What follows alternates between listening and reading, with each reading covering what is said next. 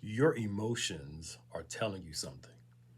And oftentimes, instead of us researching what our emotions are saying, we try to run from them. And especially as Christians, we often rebuke them, try to act like they're not there, and try to hide our emotions and avoid them in the name of faith. But the reality is that our emotions are speaking to us.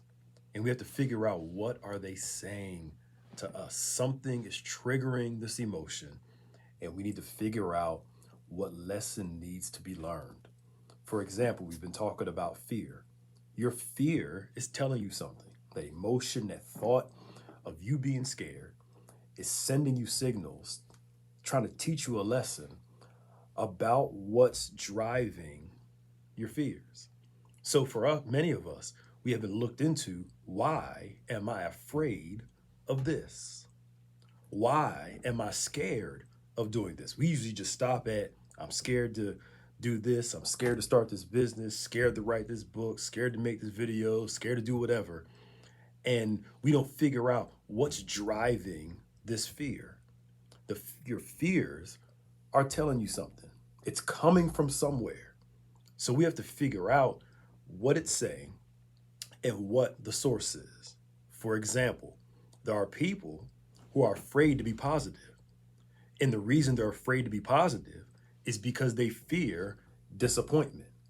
And they fear disappointment because something happened to them to show them that every time something good happens, something bad's going to happen.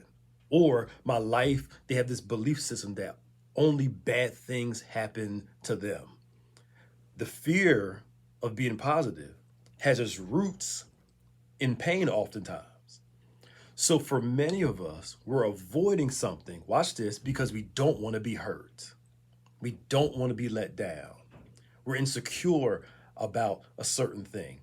Something is driving this this feeling of fear. And the reality is, we just need to look at, hey, I'm scared, and let me figure out why.